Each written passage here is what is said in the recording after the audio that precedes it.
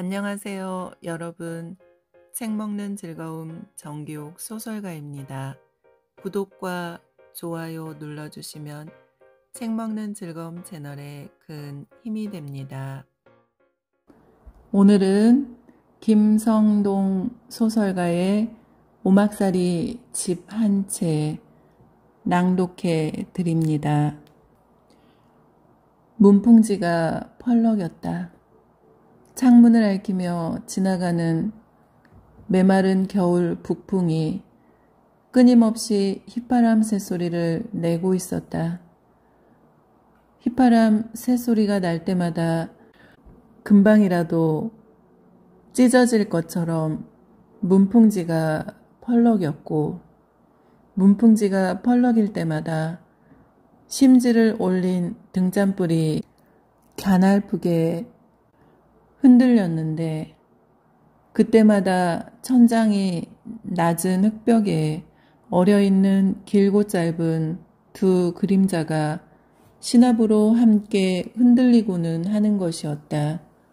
딱 하는 경쾌한 마찰음과 함께 중년 사내의 오른손 검지와 중지 사이에 끼워져 있던 흰 돌 한 개가 판 위에 떨어졌다.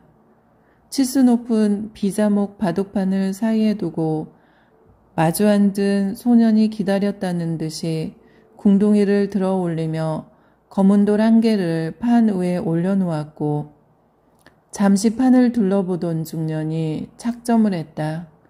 두어 번 고개를 끄덕이고 난 소년이 손에 들고 있던 돌을 노주발로 된 바둑통 속에 넣고 한쪽 무릎을 세웠다. 그리고 세운 무릎 위에 발꿈치를 올려놓고 손바닥으로 턱을 받쳤다. 바둑은 포석을 지나 중반으로 접어들고 있었다. 소년의 착점을 기다리던 중년이 등잔불에 담배를 붙였다. 불빛에 어린 중년의 양볼은 까칠했고, 일렁이는 불빛 때문인가 담배를 끼우고 있는 손가락이 미세하게 경련했다. 그는 등잔불 빛에 팔목시계를 비춰보고 나서 안경 밑으로 손가락을 넣어 눈깨를 눌렀다.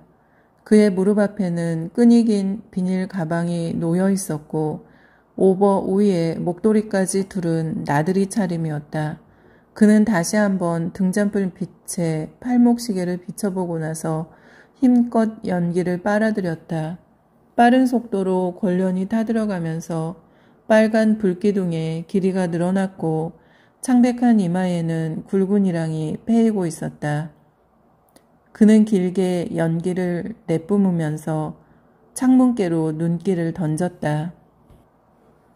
아직도 서천에 걸려있는 잔월과 밤새도록 내린 눈빛으로 해서 군데군데 기워진 채로 누렇게 변색된 문 창호지가 우윳빛으로 부유스름했다. 더슈.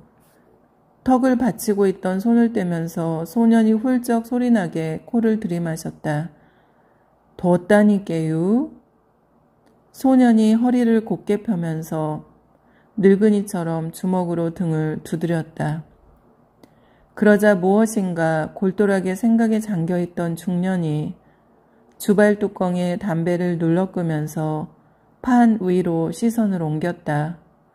먼 골짜기로부터 갓난아이의 울음소리 같은 산짐승의 부르짖음이 들려왔다. 창문이 덜컹거리면서 꺼질 듯 등잔불이 낮게 잦아들었다가 다시 살아나고는 하는 것이었다. 정말로 가실규? 정말로 가실규? 저고리 소매로 코 밑을 훔치면서 소년이 말했다. 턱없이 큰 어른의 신사복 상의를 입고 있어 마치 오버를 걸친 것 같았는데, 접어올린 소매자락이 빤닥 종이처럼 윤이 났다. 판 위에 고개를 숙인 자세로 중년이 두어 번 고개를 끄덕였고, 소년이 다시 물었다. 정말로 이 신새벽에 가시넌규? 착점을 끝낸 중년이 허리를 펴면서 입가에 미소를 머금었다. 정말이지 않고 소년의 얼굴에 언뜻 안타까운 그늘이 스치고 지나갔다. 소년이 마른 침을 삼켰다. 아저씨, 응? 소년은 무슨 말인가를 할 듯 입술만 쫑긋거렸고 중년이 소년을 바라보았다. 주름이 많은 이마가 넓었고 두드러진 광대뼈 아래의 양볼이 까칠해서 언뜻 강인해 보이는 얼굴이었는데 안경 속의 눈빛이 따스했다. 소년이 힘겹게 입을 뗐다. 저 거시기 한양 살면 안 되나요? 여기서 한양. 중년이 꺼두었던 꽁초를 펴서 입에 물었다. 그는 등잔불에 불을 당기고 나서 천장을 향하여 길게 연기를 내뿜었다. 영보가 예. 그는 무슨 말인가를 할 듯 하다가 한 번 더 힘껏 연기를 빨아들이고 나서 필터만 남은 권련을 주발 뚜껑에 대고 눌렀다. 솔가지 꺾어지는 소리와 함께 안악내의 장기침 소리가 부엌 쪽으로부터 들려왔고 중년이 시계를 들여다보았다. 그는 누구인가를 기다리는 듯 자주 창문 쪽에 시선을 던지면서 밖을 향하여 귀를 기울였다.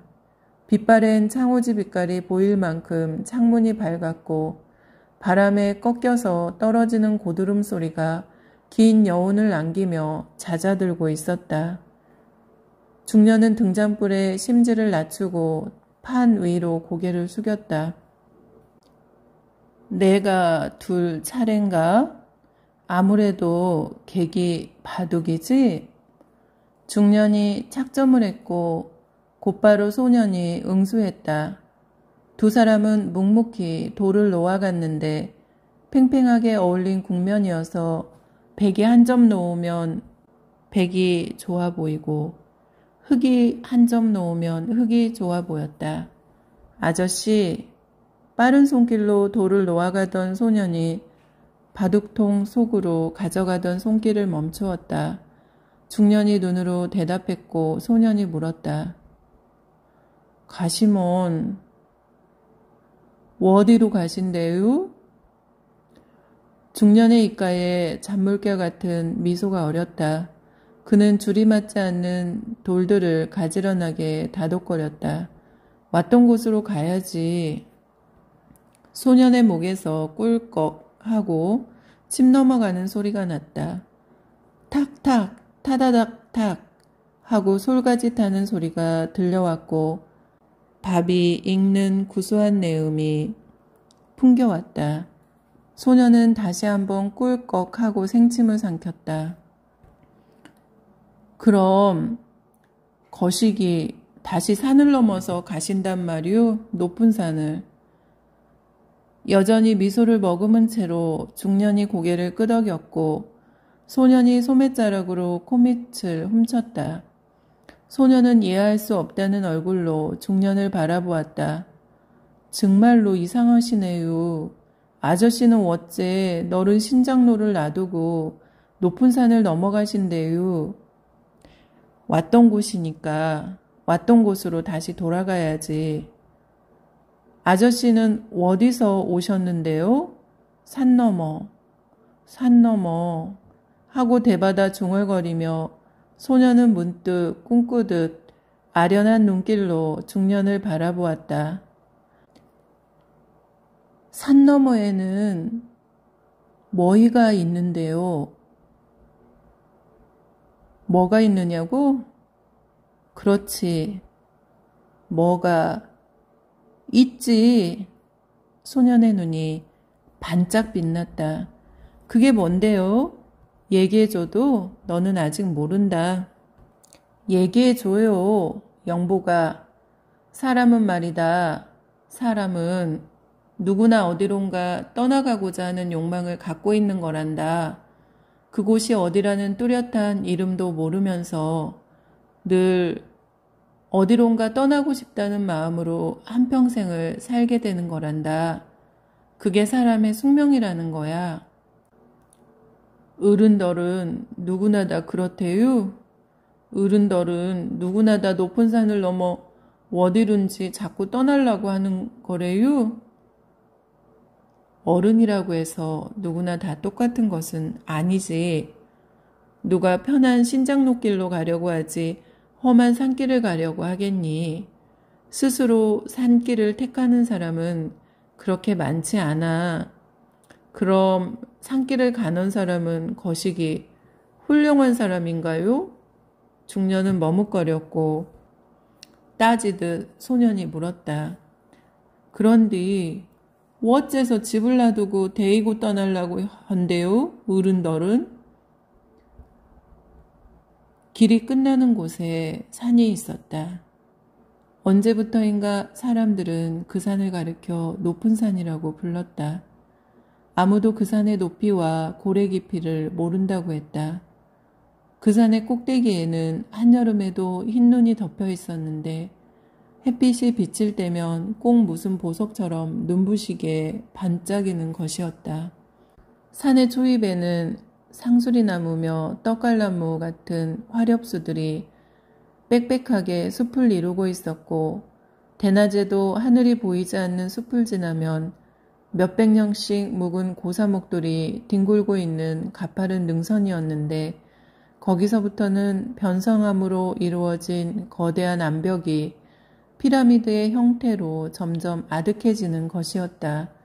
능선과 능선 사이의 골짜기에서는 대낮에도 승냥이며 개오지 같은 맹수들이 울부짖었고 숲에서는 사나운 날짐승들이 깃을 치는 소리가 소낙비처럼 쏟아지는 것이어서 사람들은 단지 먼빛으로 그 산을 바라보기만 할 뿐 누구도 그 산을 올라가 볼 마음을 내지 못하는 것이었다.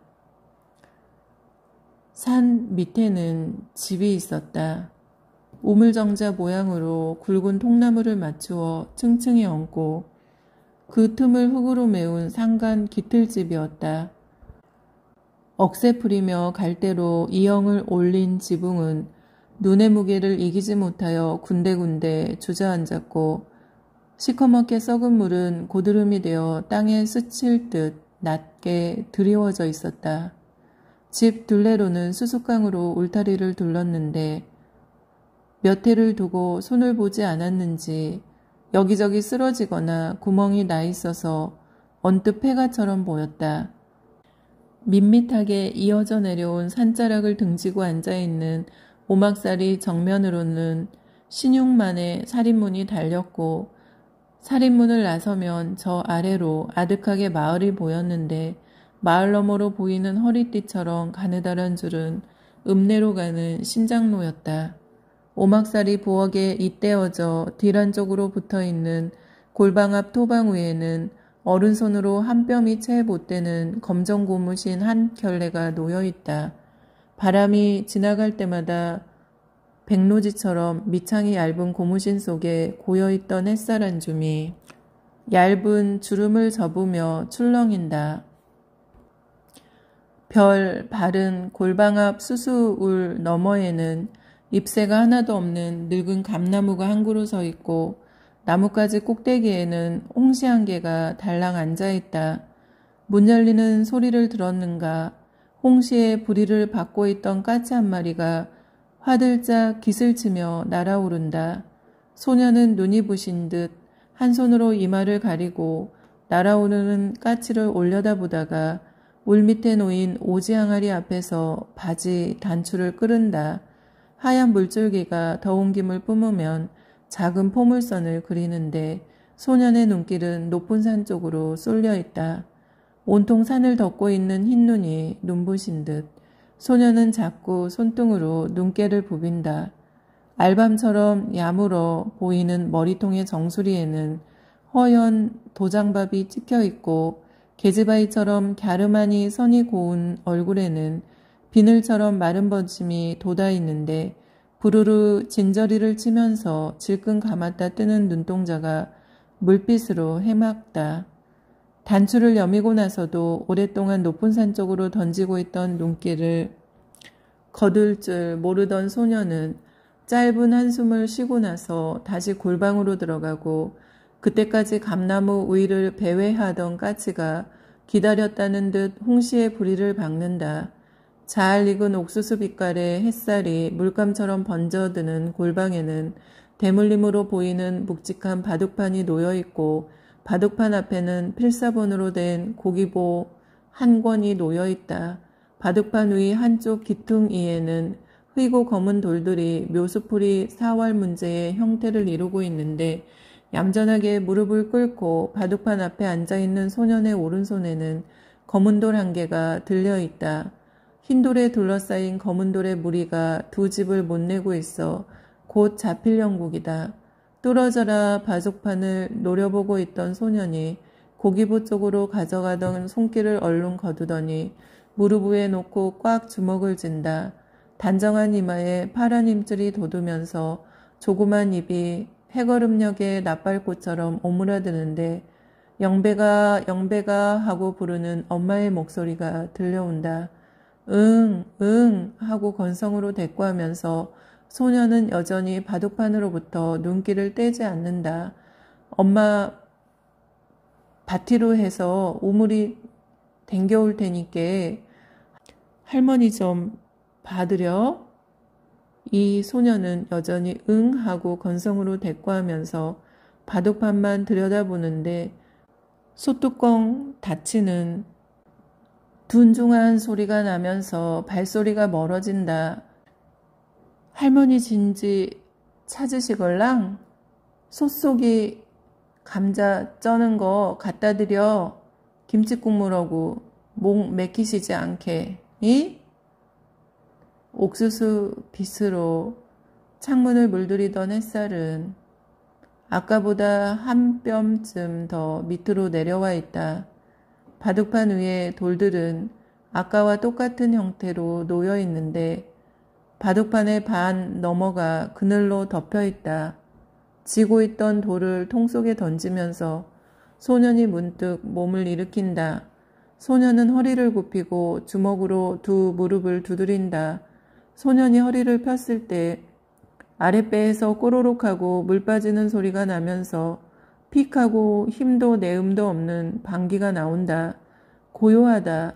이따금 들려오는 낙숫물 소리로 해서 주위가 더욱 고요한 느낌이다. 다시 낙숫물 소리에 귀를 기울이던 소녀는 방을 나온다. 감나무가지에는 아무것도 달려있지 않고 밭고랑에 떨어져 있는 푸성기 가닥이며 헝겊조가리가 바람에 나부끼며 이따금씩 번쩍이는 빛을 내고 있는데 밭둑 너머로 보이는 산자락에는 벌써 옅은 그늘이 깔리기 시작한다. 소녀는 버릇처럼 높은 산꼭대기를 한번 바라보고 나서 잠깐 망설이다가 부엌으로 들어간다. 기 떨어진 흙철솥 한 개가 달랑 걸려있는 흙부뚜막. 솥전 뒤에 숨어있던 생쥐 한 마리가 쪼르르 솔가지 틈으로 숨는다. 따스한 온기가 남아있는 솥뚜껑을 벗기자 찐감자 서너 알이 담겨있는 양재기. 소녀는 그중 한 개를 집어 얼른 한 입 베어 물며 부엌을 나온다. 할머니가 누워 계신 안방에서는 아무런 소리도 들리지 않는다. 소녀는 문틈에 귀를 대어 본다. 아주 가녀린 풀벌레의 울음소리가 들린다. 할머니 하고 불러본다. 대답이 없다. 할머니 하고 소녀는 이번에는 조금 크게 불러보지만 여전히 가날프게 떨리는 것 같은 풀벌레 소리만 들려온다. 가만히 문을 잡아당긴다. 그러자 사계가 맞지 않는 문짝이 왈칵 열리면서 요란한 소리가 난다. 소녀는 가슴이 철렁 내려앉아서 얼른 문을 닫지만 냉큼 닫히지가 않는다. 할머니가 누워 계신 안방에는 점심때만 지나면 햇볕이 뒤란으로 돌아가는 것이어서 언제나 컴컴하다. 컴컴한 방 안에는 늘상 이부자리가 펼쳐져 있다. 누더기지만 호청이 깨끗한 이불이 꿈틀거린다.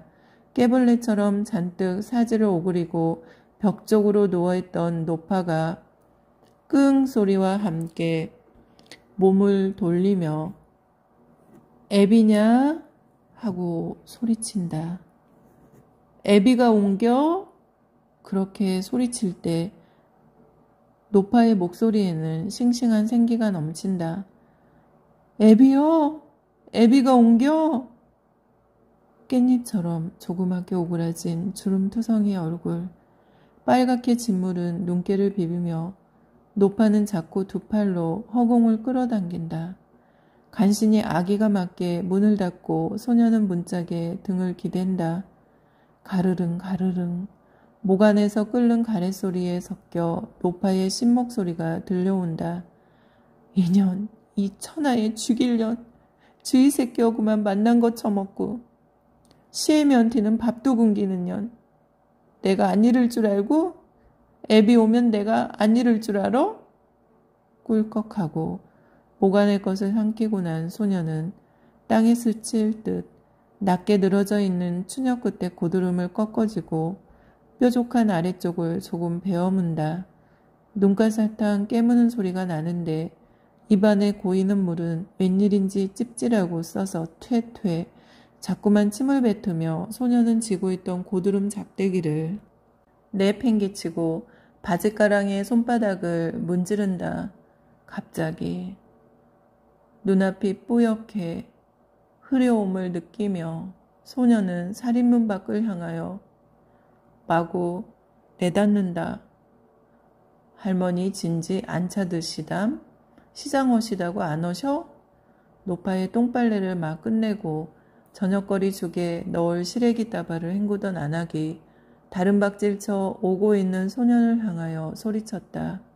가쁜 손길을 잡으며 안악의 앞에 쪼그리고 앉은 소년은 고개를 내젓는데 달려오면서 자꾸 소매 끝으로 문질렀는지 눈깨가 빨갛다. 뭐 주워 먹으러 나온다. 할머니 혼자 낙성하시면 어쩌할라고. 입으로는 꾸짖으면서도 그 여자의 얼굴에는 어쩔 수 없이 웃음이 어렸다. 소녀는 사틈 깊숙이 손을 찔렀다. 엄니, 할머니는 왜 데이고 날더러 아버지냐고 물어쌌는다. 안악은 오른손으로 목자배기의 한쪽 귀를 잡고 왼쪽 손바닥을 자배기 속에 넣어 시래기 가닥이 쏟아지지 않게 하면서 물을 기울였다. 흙건볼이 섞인 탁한 물이 소년의 검정 고무신 콧등을 적시며 흘러갔다. 저만치 점 떨어져 앉아있어.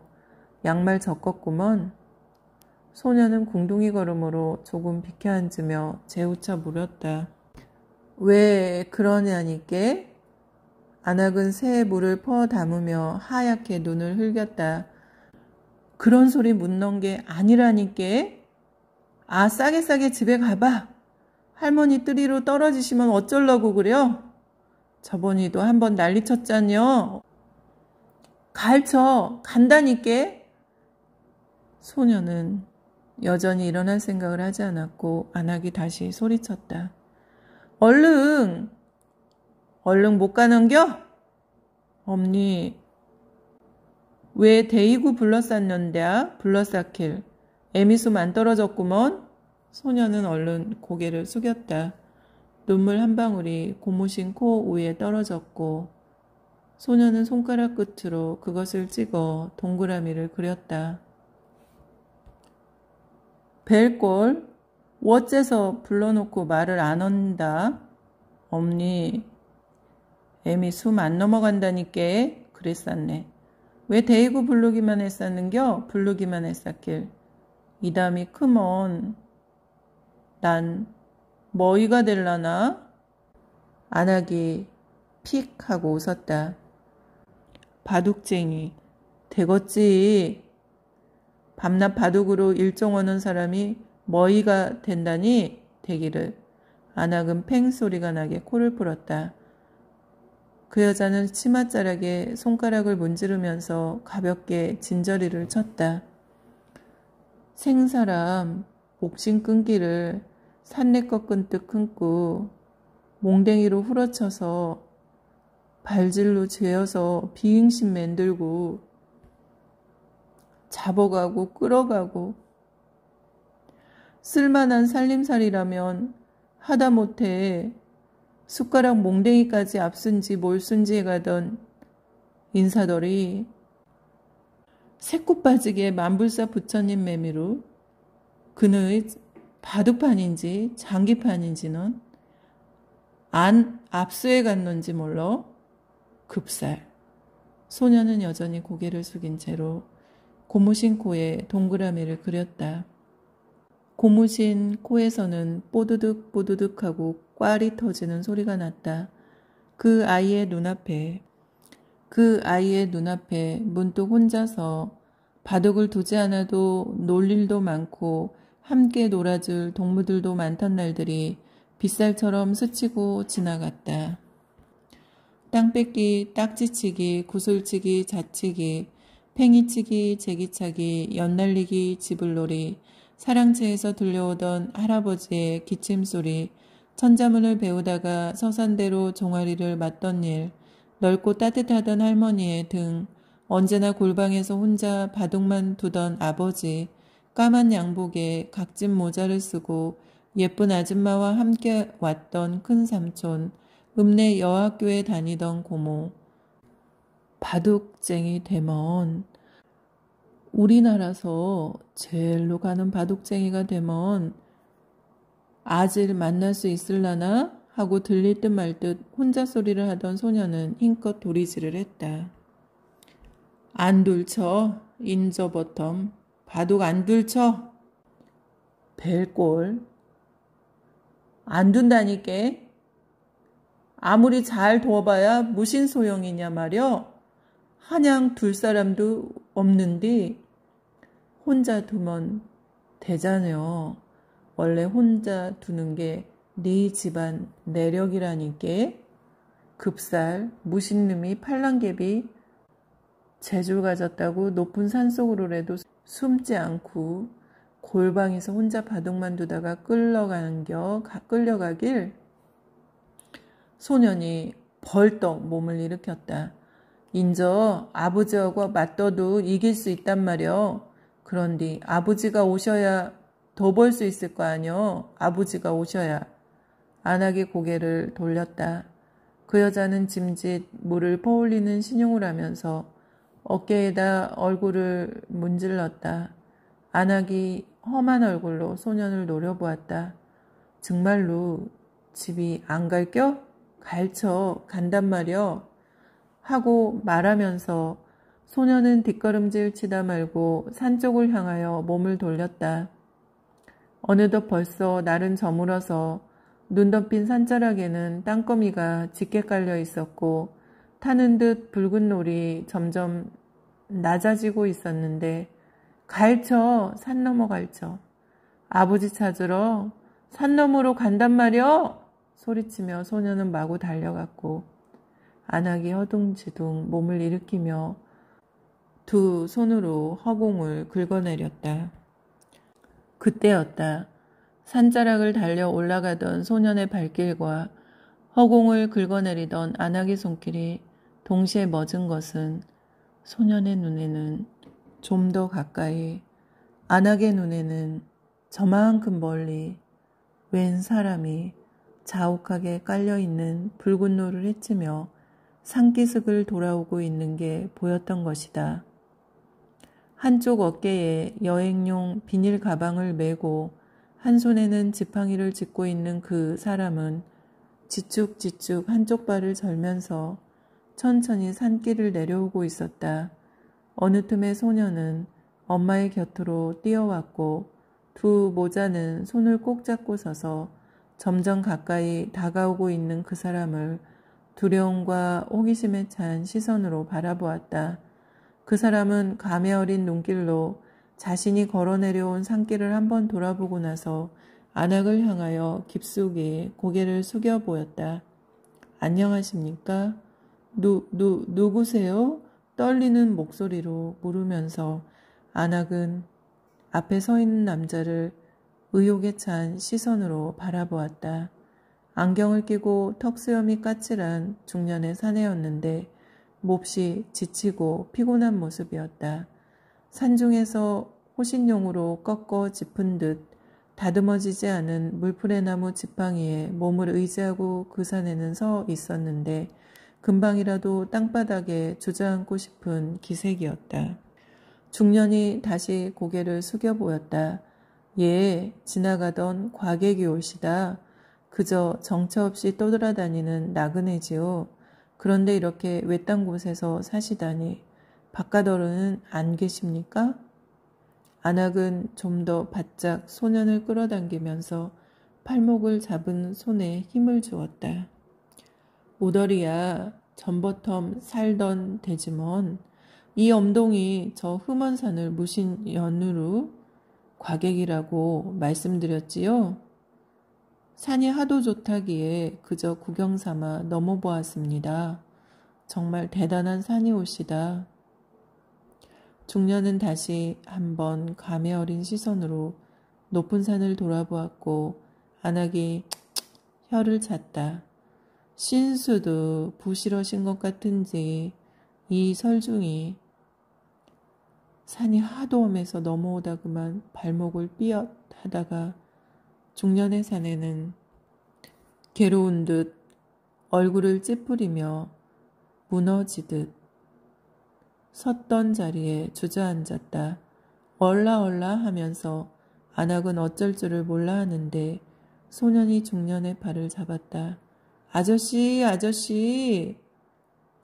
미안하다. 나 좀 일으켜주련? 소년이 두 손으로 힘껏 중년의 팔을 끌어당겼고 아 하고 입을 딱딱 벌리면서 중년은 간신히 몸을 일으켰다. 죄송합니다, 아주머니. 보시다시피 몸이 이 지경이니 하룻밤만 유하게 해주시면 백골난방이겠습니다. 워처컨뎌 이 일을 워처켜 하고 중얼거리며 난처해하던 안악이 마침내 중년의 비닐 가방을 받았고 소년의 부축을 받으며 그 사내는 오막살이를 향하여 비틀거리며 걸어갔다.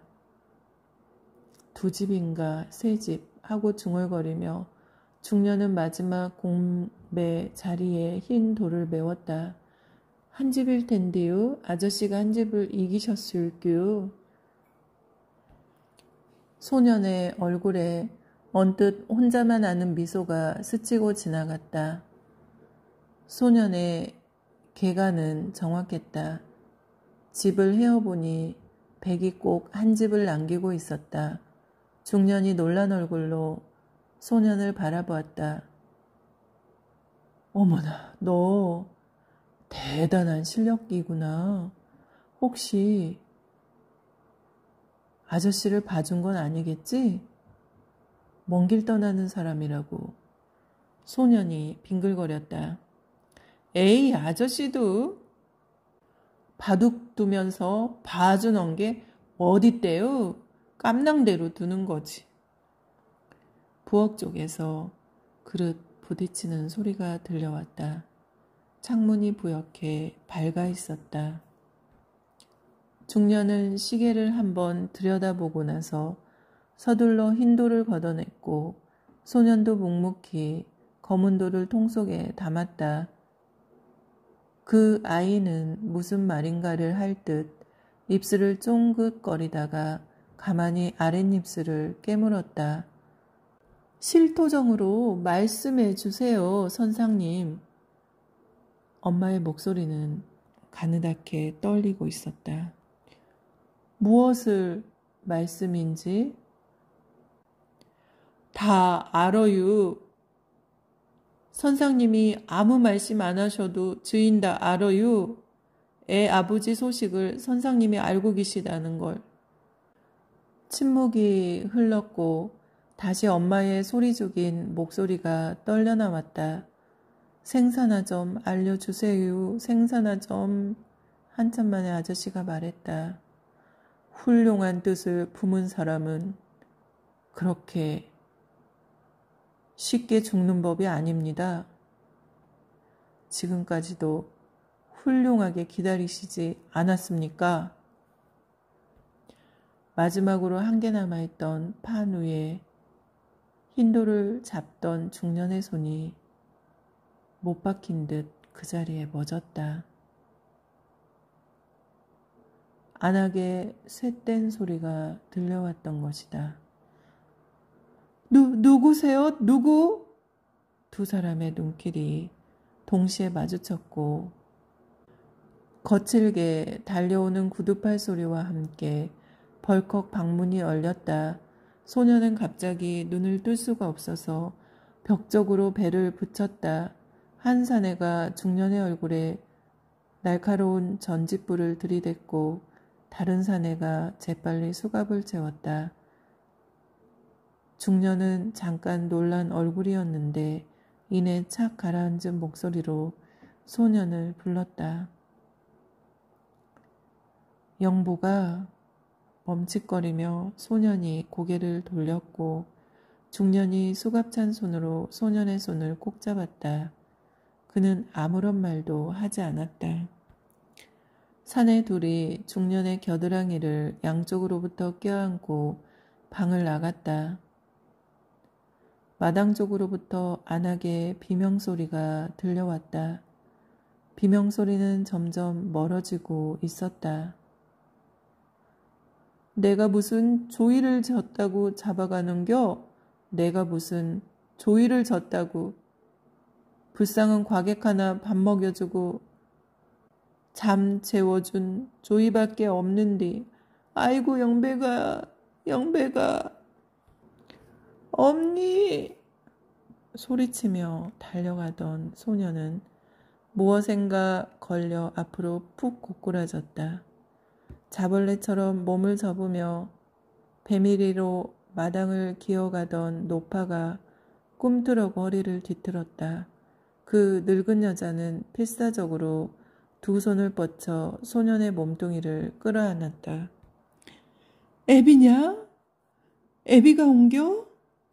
소년은 숨이 막혀서 캑캑거렸고 노파가 조망만한 얼굴을 흔들며 가래 끓는 소리로 중얼거렸다.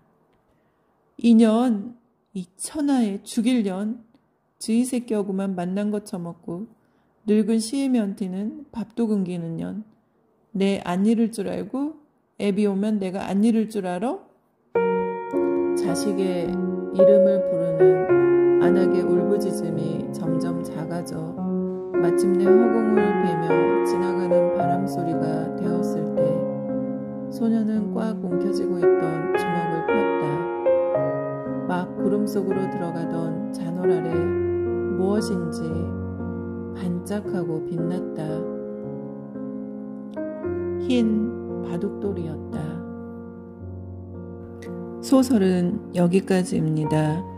김성동 소설가의 오막살이 집안제는 1982년 현대문학 326호에 발표되었습니다. 김성동 소설가의 양력입니다. 충청남도 보령의 전통적인 유학자 집안에서 출생한 그는 어릴 때부터 할아버지에게 한학 수업을 받으며 성장했습니다. 가정사의 비극과 사상범으로 처형된 아버지와 관련한 연좌제의 부담으로 한동안 방황했습니다. 1978년 만다라가 한국문학 신인상에 당선되어 등단하였고요. 주요 작품으로는 피아넷의 오막살이 집안채, 집, 길, 국수, 민들레 꽃반지, 꽃다발도 무덤도 없는 혁명가들, 인간의 본질 문제를 주로 다루는 소설을 많이 썼습니다. 저는 또 좋은 작품으로 찾아뵐게요. 감사합니다. 사랑합니다. 축복합니다. 오늘도 편안한 쉼 되세요. 책 먹는 즐거움 정기욱 소설가였습니다.